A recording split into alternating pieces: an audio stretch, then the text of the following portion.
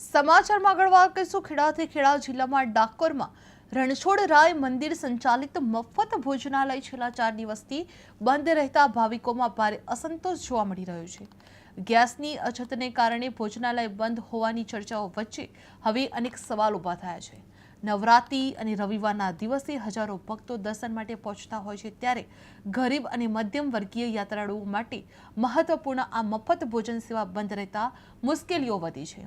બીજી તરફ નજીકમાં ખાનગી ભોજનાલયમાં પૈસા લઈને જમવાનું આપવામાં આવતું હોવાના કારણે ભક્તો, તંત્ર અને મંદિર ટ્રસ્ટ સામે સવાલો ઉઠાવી રહ્યા છે કે આ ગેસની અછત છે કે પછી વ્યવસ્થાની નિષ્ફળતા। હવે ભક્તો મફત ભોજનાલય ફરી શરૂ કરવાની માંગ ઉઠાવી રહ્યા છે, જે ડાકોરમાં મફત ભોજનાલય 4 દિવસથી બંધ જોવા મળી રહ્યું છે। ત્યાંથી આવી રહ્યા છો અને રણછોડજીના દર્શન કરવા અત્યારે આવ્યા છો?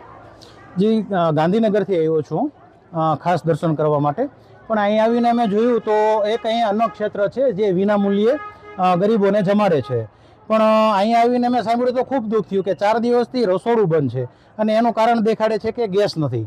બરાબર છે, તો આ ગરીબ માણસો છે બિચારા અહીં આવે છે અને નિશાકો નાખીને જાય છે કે ભાઈ અહીંયા 80 રૂપિયા ખર્ચવા પડે છે। અત્યારે હાલમાં મેં ઘણાઈને પૂછ્યું તો કે ભાઈ અમારે 80 રૂપિયા ખર્ચવા પડે છે, પણ અહીંયા લખેલું છે વિના મૂલ્યે।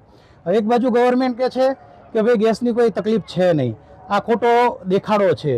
બરાબર છે, તો આ શા કારણે ભાઈ ગરીબ માણસોને કોઈ કઈ હેલ્પ થાય એવું ગવર્મેન્ટ કરે તો સારું। વિના મૂલ્યે ચાલુ કરો। ક્યાંથી આવી